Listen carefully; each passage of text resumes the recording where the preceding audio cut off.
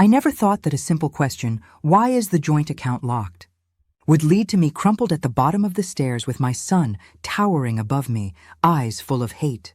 "It's none of your business," Derek roared, standing 2 steps above like he was preaching from a pulpit of rage. The hallway lights flickered behind him, catching on the edge of a photo frame, one of the few I had left, a frozen moment of his wedding day, back when I still believed he loved me. Pain lanced through my hip, my breath hitched. I tried to shift, but the agony was white-hot, blooming up my side like lightning. I reached toward the wall to pull myself up, to sit, to breathe, but I didn't make it far. And then she appeared, Lena. Her heels clicked down the stairs like a judge's gavel. She didn't gasp. She didn't ask if I was okay. She didn't even flinch. Instead, she folded her arms and said, flat as the tile beneath me, "You need to leave now." I looked between them, my body curled like a broken doll on their spotless floor. There was no concern, no hesitation, just this coldness, as if they'd been waiting for a reason. I couldn't process it at first. Couldn't believe my son, my child, was watching me writhe in pain, and didn't even reach out a hand. "Derek," I whispered, "help me up, please." He didn't move. She stepped closer. "You fell. That's not our fault. We didn't ask you to come into our business. You need to go before the children come home." Business. That's what she called it. My savings, my home, my heart. I stared up at Derek, waiting for some flicker of the boy I once raised. The one who used to sit on my lap when he had nightmares, who asked me to sew his camp badge on with the good thread so it wouldn't fall off. But he was gone. The man who stood over me now wasn't ashamed. He looked relieved. "Go," Lena repeated a little louder this time. She didn't shout. She didn't have to. Her voice had the chill of someone who knew they'd already won. I used the side table to lift myself upright inch by painful inch, hiding the scream in my throat. Every nerve protested. I didn't cry, not in front of them, not in front of her. Derek didn't offer to help. He didn't ask if I needed a hospital. He didn't say a word, just watched. I held onto the railing and took one slow step, then another. I could hear them whispering behind me, Lena's voice too smug to bother hiding. "We should have done this weeks ago." At the front door, I looked back just once. His arms were crossed now, like he just finished a chore. And I knew in that moment that this wasn't a loss of control. This was intentional, planned, practiced. They'd been waiting for me to become inconvenient, and I had, because I asked about money I was told to share. Outside, the autumn wind slapped my cheeks dry. I stood on the porch, clutching my coat closed with one hand and my dignity with the other. Their door slammed behind me. That was it. Not a ride to the ER, not a phone call, not even a text. I limped to the sidewalk alone. I wanted to scream. I wanted to bang on the door, demand answers, demand love, but what was the point? They'd made it clear. I wasn't family anymore. I was just a wallet that talked back, and they didn't like that. Just weeks earlier, I had quietly sold my countryside home. The morning I left the cottage, I locked the door 3 times before I stepped off the porch. Not because I thought anyone would break in. It was habit. 17 years in that house. You don't walk away from that without muscle memory kicking in. The moving truck had already gone. Just a few suitcases left in my trunk, some kitchenware, a crate of old photo albums, and the vase Derek made in 3rd grade that I couldn't bring myself to throw out. He had insisted, "Mom, it's ridiculous you're out there all alone. We have plenty of space. The kids will love having you around." He made it sound like a rescue. At first I resisted. I told him I liked the quiet, the fresh air, my garden. But then he said it again. Family should stay together. It caught me, hooked me in the softest place I had left. After Robert passed, I'd learned how to carry silence like a coat. Some days heavy, some days warm. But when your son says the word family, you put the coat down and listen. He even sounded proud of the idea. Said Lena had agreed and that the kids were thrilled. He said there'd be a room on the ground floor just for me. No stairs, a reading nook, and maybe I could help with the school pickups now and then if I wanted to. It sounded so wanted. I hadn't felt that in years, so I did it. I signed the papers, sold the only home that was mine. I took the proceeds, every cent, and transferred them into a joint account Derek suggested just for the transition. He said it would help smooth things over with Lena. She didn't love surprises. This way they'd know the bills were covered, the groceries handled, the kids' school fees set. He said it would give me peace of mind. And I wanted peace. God, I wanted it so badly. So I told myself it was smart. Told myself I didn't need to cling to independence like it was oxygen. Told myself this was what trust looked like. Besides, he said one evening on the phone, this way we're all contributing.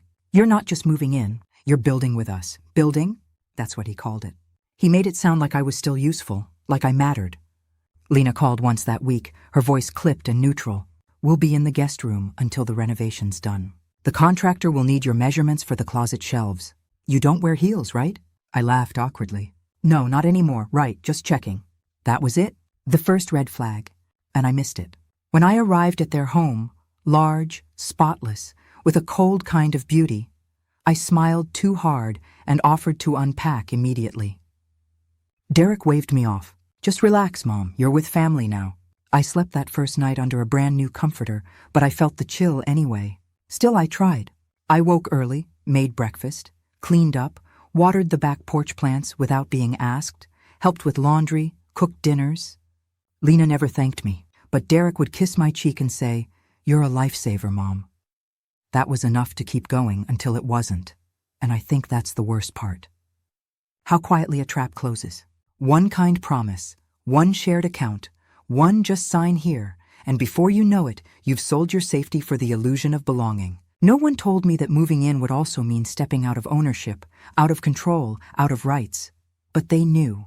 They knew exactly what they were doing, and I just wanted to feel needed again. At first it felt almost normal, sweet even. Afternoons in that house were filled with little footsteps, sticky fingers, and the smell of baked apples. I'd found a rhythm, packing lunches, folding tiny clothes, picking basil from the herb box Lena barely touched. The kids called me Granny Mags, which melted me every time. I didn't ask for much, just a place to be useful, a smile at dinner, a little warmth. But Lena, her warmth, had a timer. I saw it in the way her eyes skimmed over me at the breakfast table, how her smiles never quite reached the corners. I brushed it off. She was busy, career-driven. I told myself not to expect hugs from a woman who measured everything in productivity and polish. The kids, though, they made it worth it. Little Max would crawl into my lap with his picture books. Ellie, already 10 going on 30, would whisper secrets about school drama and ask me to braid her hair before bed. They loved my stories, my pancakes, my presents. And for a time, Derek seemed grateful. He brought home wine for me once, said he appreciated all the help. "You're keeping the household afloat, Mom," he joked. But the jokes faded fast.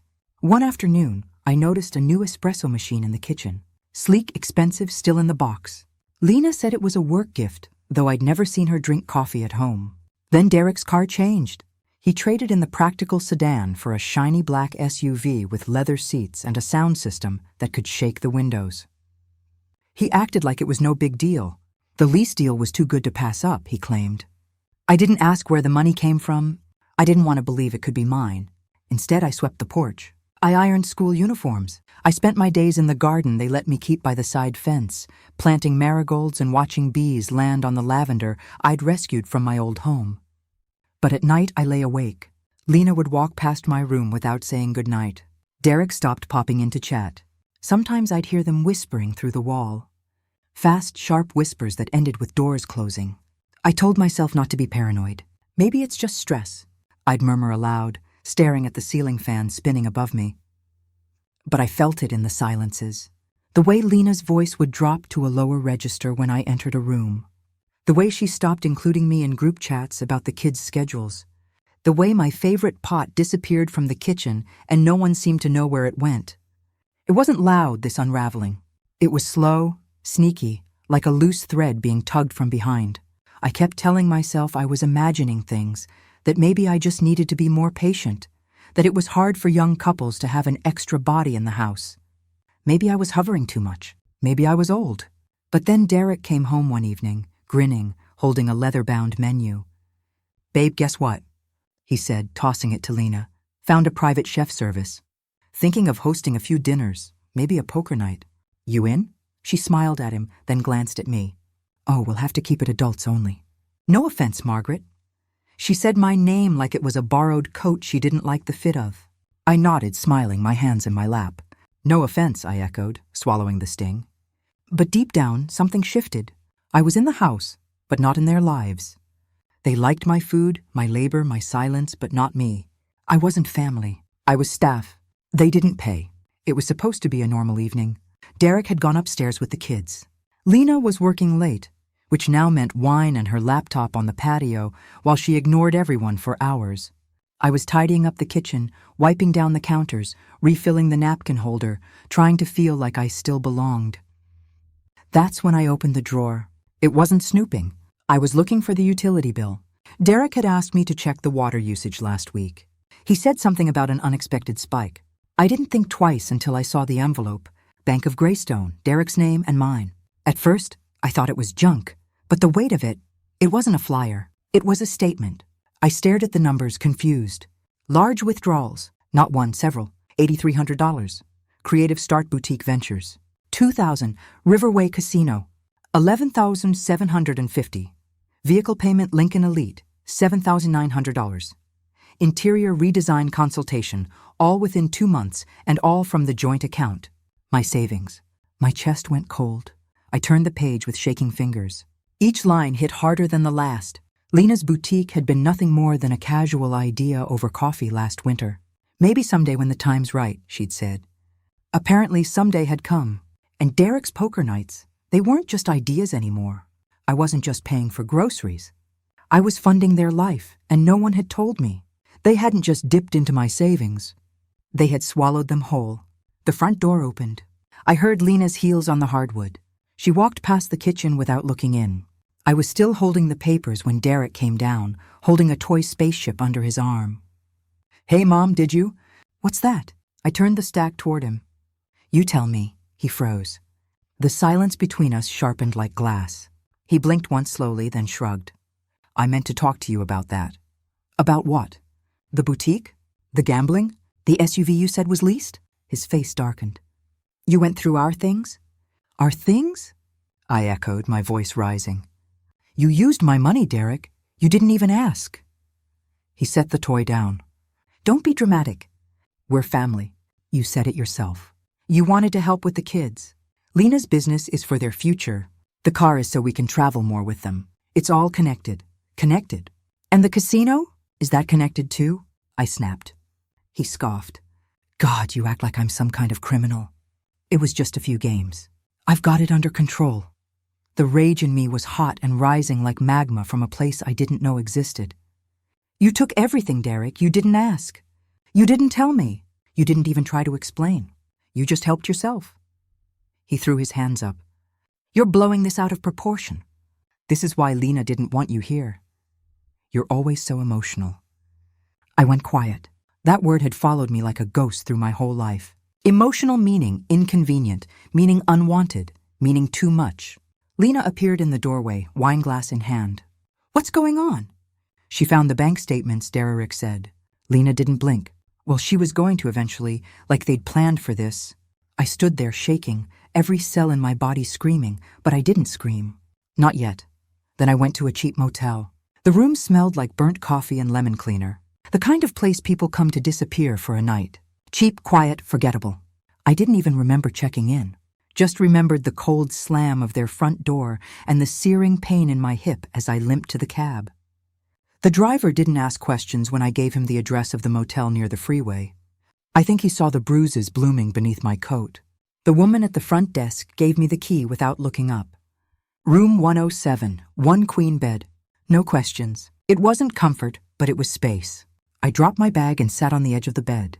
My whole body ached from the fall, from the betrayal, from years of shrinking into the background to keep the peace. They had taken everything, my home, my money, my trust. But they hadn't taken George. My hand trembled as I scrolled through the contacts until I saw his name. George Langston, attorney at law. I hadn't called him since Robert's will, but I'd kept him on my list, just in case. He answered on the second ring. "Margaret," his voice hadn't changed. Still calm, still steady. "I need help," I said. "And I don't want Derek to know.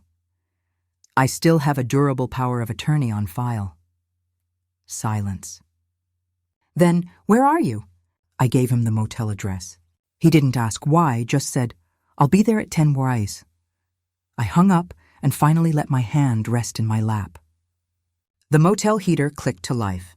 I pulled the thin blanket over my knees and stared out at the parking lot. watching the neon light from the vacancy sign flicker against the car hoods. My mind throbbed with a million regrets. I saw Derek's face as a child, laughing in the sprinkler. I saw Robert's hands planting sunflowers by the fence line. I remembered the first night in my old cottage, sleeping on a mattress on the floor, dreaming of a future where love meant safety. What had I done to raise a man who could watch his mother bleed and turn away? Maybe I had loved too hard, forgiven too easily, covered for him too often. Maybe I had confused being needed with being respected. I looked down at my bruised hands. No more, this wasn't just about money.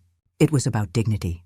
And if I'd been naive enough to think I had none left to lose, then maybe this was my chance to find it again. The motel coffee tasted like burned cardboard, but I drank it anyway. I needed the warmth, even if it was just pretend. The morning light bled through the yellowed curtains, casting shadows over the worn carpet. I sat by the window, watching traffic hum, and tried to piece together how the hell I got here. 1 minute, I was a mother moving in to help. The next, I was a burden to be managed, silenced, and pushed out. I stared down at my hands, wrinkled, with faint purple splotches blooming where I'd caught myself during the fall. The bruises hurt, but not as much as the memory of Derek looking down at me like I was a mess he didn't want to clean up. And I couldn't stop replaying it. Not just the fall, the words, the shrug, Lena's voice, like she was sending a delivery back for being the wrong size. But it didn't start there. It started years ago when Robert died. That was the first time I saw it in Derek, entitlement. He was 26, grieving, yes, but also angry, and not at death, angry at responsibility, at the life he thought he deserved but hadn't earned yet. I made excuses then. I said he was mourning. I thought he'd grow out of it. He never did. And I never stopped covering for him. I remembered the first loan, then the second. Then the time he showed up at 2 a.m. asking for help with a bounced check. I paid them all. Told myself that's what mothers do. Robert would have done it too, I thought. But Robert never would have let this get this far. Robert had a spine. He loved with boundaries. And when Derek tried to lie or manipulate, Robert shut it down. Me, I smoothed it over, tried to keep the peace, told myself Derek just needed more time, more love. All I did was train him to use me. And now he'd taken everything I gave and used it to discard me like I was no longer convenient. I stood slowly, wincing from the bruise on my side, and moved to the motel desk. George had asked me to write everything I could remember before our meeting. So I began. Dates, transfers, conversations, signatures. I wrote it all down, each word pulling me back through moments I'd ignored at the time. The way Lena had insisted on helping with the bank setup, how Derek had redirected every financial question with a quick, "I got it, Mom." I had let myself believe I was building something for my family. All I had built was a trap, but not anymore. Today the fog was lifting. They thought they had me cornered. That I was too old, too soft, that I'd take the fall and disappear quietly. But I wasn't done. I still had one thing they didn't count on: fight. I wore sunglasses and a scarf. Not because I thought anyone would recognize me, but because I needed the armor. It was silly, probably, but when you've been humiliated in your own son's house and kicked out like a trespasser, the little things, disguise, control, become everything. The banker, a young woman named Alana, greeted me with the kind of bland politeness reserved for people she assumed were harmless. Good. That's what I needed her to think. I gave her my ID. She typed for a moment, then looked up. "How can I help you today, Mrs. Whitaker?" "My savings," I said. "The joint account with my son, Derek Whitaker. I need to see the full transaction history for the last 3 months, and I'd like a trace on all outgoing transfers." She blinked. "Of course. Do you have concerns about fraud?" I looked her dead in the eye. Yes. She didn't ask another question. 10 minutes later, I had the printouts in my hand. Line after line of theft parading as family expenses. Spa days, delivery meals, designer labels. Lena's boutique fund was hemorrhaging money. Derek had pulled out $5,000 in cash 3 times in a single week. I signed the form to open a financial abuse case. It felt like breathing after drowning. Before I left, I walked over to the lobby and sat on one of the little armchairs by the potted ferns. I pulled out my phone, opened my photo gallery, and stared at the picture of Max and Ellie playing in the garden. They were smiling, covered in mud, carefree. I hadn't seen them in days. Online, Lena had posted a photo that morning. The 4 of them at brunch. Derek smiling, Lena sipping a mimosa, the kids making silly faces. You'd never know what had happened. You'd never guess their helpful live-in mother was now in a motel with bruised ribs and a lawyer on speed dial. To the world, they looked like the perfect family, but I knew better, and soon so would everyone else. George sat across from me. He pushed the folder across the desk, then sat back, his expression unreadable. "You're not going to like this, Margaret." "I already didn't. What did you find?" He opened the folder again and flipped to the second page. "Your account authorized 3 high-value transfers. One to a private investor labeled Boutique Launch Partners, another to something called Deck House Consulting, and one flagged for crypto by Direct." I nodded. I'd seen the transactions. He used the joint access. George shook his head. "No, he submitted digital approvals. Your signature, your consent." My breath caught. "What do you mean, digital?" "He forged them, Margaret. These weren't casual transfers. Each required consent beyond simple joint access, facial ID, PIN verification. He bypassed it, likely used saved credentials, maybe even lifted data off your phone or laptop." I sank back into the chair. Everything inside me burned, not just from anger, but shame. Shame for trusting him, for not seeing this coming, for handing him the keys and being surprised when he drove off with the whole house. George's voice softened. "We can file criminal charges, fraud, identity theft, elder financial abuse if you're ready." I looked at him. My face must have said everything. "I was never ready," I whispered. "But I'm not hiding anymore."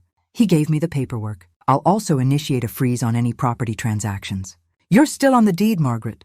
"That house is yours legally." I stared at the last page. My signature would start the avalanche. I picked up the pen. No more soft passes. No more giving Derek the benefit of the doubt. No more pretending this was anything but betrayal. I signed. The burn in my chest settled into something steadier. Resolve. A little later, I moved into a senior living community. The apartment was small, 1 bedroom, kitchenette, no unnecessary frills. But it was mine. The senior community overlooked a pond where ducks gathered in the mornings. My neighbors were quiet, mostly widowed women who nodded politely and returned to their jigsaw puzzles and low-volume television. No one asked what brought me here. No one pried. I was grateful for the silence. My room came with a garden plot, just 20 square feet of dirt, but it felt like acres compared to the cold concrete back porch I used to sweep at Derek's. I planted cherry tomatoes and lavender first. Something useful, something calming. Watching new life poke out of the ground gave me something to hold on to. The hips still ached from the fall. Purple had turned to yellow, and I had to sit down often when bending, but I was healing. Every day I checked my phone. Not for Derek, but for evidence. I had started saving every message. Every voicemail, Lena's sharp texts, Derek's veiled threats. Even the "you'll regret this" voicemail he left at 2 a.m. I played it twice just to confirm he sounded drunk. They didn't think I'd do anything. They still saw me as the quiet one, the wallet, the woman who says yes. But the phone was building a case now, and I wasn't scared anymore. The day the flower delivery arrived, a smug peace offering from Derek. I placed the bouquet outside the building with a note. Wrong address. Try respect next time. I was no longer trying to keep the peace. I was keeping my peace. Later, I met with a representative of the Financial Crimes Unit. They called her Agent Flores, mid-40s, sharp eyes and a voice like someone who'd heard every lie twice. She came to the senior center conference room with a clipboard and a quiet authority that made my hands stop shaking. "I've read the complaint," she said. "We see cases like this more often than you'd think. But yours is well documented." I nodded. Sliding over the folder I'd compiled, printed voicemails, screenshots, texts from Lena with phrases like, "Don't say anything to the bank," and "You promised you'd stay out of it." Derek's voice messages had a special kind of venom. Each one a reminder of how quickly love can curdle into resentment. Flores flipped through the pages, expression tight. "This is strong," she said. "Very strong." I said nothing. I didn't need to explain. Every time I tried to explain before, to Derek, to Lena, to myself, it ended with me questioning my own sanity. Now I had proof and people who actually listened. She walked me through the process, subpoenas for the digital signatures, IP tracking, statements from the bank. It would take time, but it was moving. My case had a file number, a timeline, real consequences. I left the meeting with a thin packet of paperwork and a thicker sense of power than I'd felt in months. Back in my apartment, I sat on the little patio chair, watching the sun dip below the pond. I pulled out my phone, not to check for Derek's calls. I didn't care if he called. I hoped he did. Instead, I pressed record and I told the whole story out loud. What happened, how I was tricked, what I'd given up, what I'd lost, and what I'd found in its place. I wasn't crying anymore. I was archiving. A week later, the director of the senior center knocked on my door. "We're hosting a community seminar," she said, holding a flyer. "Financial awareness? Elder protection? It's timely. You might want to come." I agreed.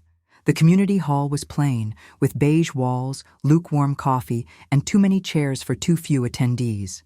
But when I saw the poster, "Elder fraud isn't a shame. Silence is," something in me cracked open. Agent Flores was on the panel. She spotted me, gave a slight nod, then turned back to the podium. People shared their stories. Money drained, accounts opened in their names, signatures forged, homes lost. Each voice trembled, each face looked like mine in the mirror 2 months ago.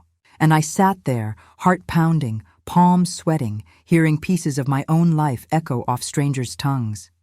Then someone said, "Would anyone like to speak?" The room went still. I didn't raise my hand, I stood. I could barely hear my own voice at first. My son forged my digital signature to drain my savings. His wife used the money to open a boutique. He said I was overreacting when I found out. Silence. I kept going. When I confronted them, I was pushed. Not metaphorically, physically. I ended up bruised and alone in a motel, and it took all of that for me to finally say enough. My voice didn't shake. I opened the joint account because I believed in family. I said yes to protect my grandchildren. I sold my home to feel included. I was wrong. Not for loving, but for assuming love meant protection. Someone clapped, then another. By the time I sat down, the applause felt less like a reward and more like a chorus of women telling me, "You're not alone." I walked home afterward, the sunset bleeding orange across the sky, and I knew I had crossed something invisible but permanent, from silence to voice, from shame to strength. Later, I received a call from George asking me to come to his office.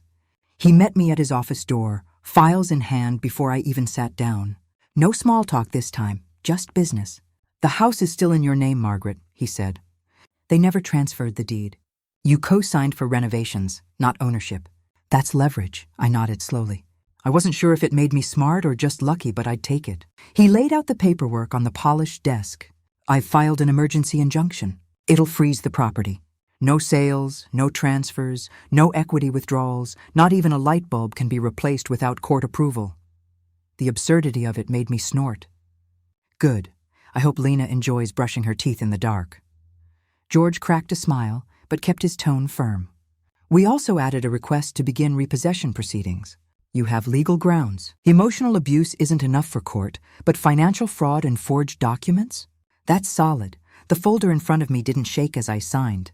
My hands were steady now. It was all so clinical, so quiet. No yelling, no door slamming, just ink on paper undoing every lie Derek thought he got away with.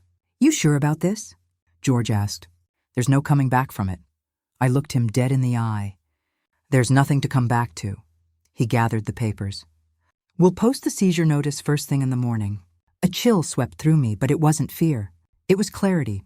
The house I used to scrub, the kitchen I stocked, the floors I swept, the windows I washed while Lena scrolled her phone and Derek gambled behind my back. It was all about to be mine again. Not because I wanted it, but because they didn't deserve it. I didn't sleep that night. After leaving George's office, I went back to my apartment and sat on the edge of the bed with the packet of signed injunction papers in my lap. The silence was thick, but it wasn't heavy. It was waiting for morning, for movement, for justice to start knocking. At 6:30 a.m., I left my building in a cab. I asked the driver to park 2 houses down from Derek's. I didn't want them to see me, not yet. The street looked the same, the grass neatly trimmed, the windows glowing with warm light, but everything had changed. A sheriff's cruiser pulled up 5 minutes later. 2 uniformed deputies stepped out, one holding a folder marked with bold red print, "Seizure notification, active order." They approached the front door calmly, professionally. One pulled out blue tape and a stack of neon orange signs. I watched from a distance, hidden in the cab, breath tight. The first notice went on the front door. "Foreclosure in process, property frozen by court order. The second on the garage, the third on the side window where Lena always posed her brunch photos. The door flung open. Lena, hair wild, robe barely tied, face twisted in confusion that turned fast into rage. "What the hell is this?" she barked, grabbing one of the papers. "There's been a mistake. My husband owns this house." "No, ma'am," the deputy replied, unfazed. "Property records indicate Margaret Whitaker is the legal owner. You've been served." I could hear her even from the cab, shrieking. Derek appeared behind her, bleary-eyed, bare-chested, stammering. They were unraveling in real time, and I didn't move, didn't smile, didn't cry, just watched. I thought it would feel like revenge. It didn't. It felt like gravity restoring itself, like the floor beneath me finally stopped tilting, like truth got tired of waiting. I asked the cab driver to circle the block once before heading back. I didn't need to see any more. I'd watched them stumble out onto the porch barefoot and yelling. I'd seen Lena tear the notice from the door, and Derek try to shove it back at the deputy like he could undo it with enough bluster. But court orders don't fold under tantrums. Back in my apartment, I slipped off my shoes, poured a glass of water, and sat at the small kitchen table. The potted lavender on the sill caught the morning light. Peace. That's what it felt like. Then the phone rang. Derek. Of course it was. I let it ring once, twice, then answered. His voice came through like an explosion. "What the hell did you do?" "The sheriff was just here." "The house." "Mom, what did you do?" I sipped the water. "I took back what's mine." "You're ruining everything." "Do you have any idea what you've done to us?" I laughed quietly. "You mean what you did to me?" "You can't just take the house, Mom. We live here, and I lived in that house too. Until you pushed me down your stairs and told me to leave." He paused, like the weight of his own words finally echoed back at him. I was angry. We were under pressure. "Lena, no," I said, calm but cutting. "You took everything I gave and used it to erase me. That account, that home, that money, you treated it like a windfall, like I didn't matter." "Lena's boutique is gone now," he said, voice tightening. "She's devastated." "Is that what you wanted, to humiliate us?" "What I wanted," I said slowly, "was respect. What I wanted was not to be lied to, stolen from, and tossed out like I was trash." There was silence, a long one. Then a softer voice, Lena in the background, pleading, "Just be a mother, Margaret, please." I stared at the wall. "I was," I said quietly. "But neither of you were children. You were leeches with dinner reservations." Then I hung up. Not out of anger, out of finality. I sat there, the phone still warm in my hand. My heart was thumping, not from fear, but from release. The phone rang again, and this time I almost didn't answer, but I did. "Mrs. Whitaker, this is Michelle from Greystone Bank." I sat up straighter. "Yes, we just wanted to confirm that we denied a recent attempt to open a checking account in your name this morning. There was a discrepancy in the identification, and your fraud alert blocked it. Standard protocol, but given the active freeze and ongoing investigation." She didn't have to finish. "Who tried to open it?" I asked, though I already knew. She hesitated. "It was Derek Whitaker." Of course it was. I thanked her, hung up, and stared at the wall across from me. He didn't understand. I called Agent Flores, told her about the bank. She didn't sound surprised. "Thank you for calling," she said. "We'll be adding that to the active file. This strengthens the fraud case substantially." I nodded, though she couldn't see. "I just want it to be over." "It will be," she replied. "And when it is, you'll have everything back that matters." But I already knew the truth. What mattered wasn't money. It was this feeling right now, this fire in my chest. Not anger, power. I hadn't felt it in years. I stayed seated long after the call ended. Derek had tried to use my name again. Even now, with foreclosure signs on his lawn and a fraud case building under his feet, he still believed he could spin one more lie, start one more scheme, crawl deeper into my bank accounts like a roach looking for crumbs. But now, every move he made only helped me, and I wasn't hiding anymore. The next morning I took the bus into town. No more cab rides, no more ducking into buildings like a fugitive. I wore a clean blouse, my mother's brooch pinned at the collar, and walked straight into the county courthouse. Agent Flores met me in the hallway with a grim nod. "We filed the civil case this morning," she said. "Elder financial exploitation and identity fraud. You'll get the summons copy in a few days, but Derek's already been served." It was fast. Too fast for him to dodge. I let the words sink in. And Lena, Flores raised a brow. She's filing for divorce officially, citing, quote, irreconcilable misconduct tied to financial deceit. Probably trying to salvage what's left of her reputation. Of course she was. She hadn't tried to stop him. But now that the walls were collapsing, she wanted to slide out clean. Too late. Later that week, I walked past her boutique downtown. The windows were bare. No displays, just a taped-up sign. Closed for inventory. Thank you for your support. No lights inside, just shadows and dust. A few days later, I got the call from the neighbor across the street, Mrs. Caldwell. She'd always been polite but distant. I thought you should know, Margaret. A blogger picked up your story. Someone posted about the foreclosure and, well, it went viral. I laughed genuinely. You're joking. Not even a little. People are calling you the quiet hurricane. Someone even made a meme of me. I didn't know whether to laugh or cry. The blog post had gone up the day of the seizure. Apparently, a neighbor's daughter had written about the soft-spoken grandmother who took her son's house without raising her voice. The internet had run wild with it. I went online just once and saw the headline, "Don't Mess with Mom," the calm revenge of Margaret Whittaker. And beneath it, the comments. She didn't scream. She signed paperwork. Power move. Family doesn't mean free pass. Respect the hands that raised you. This is what happens when you mistake kindness for weakness.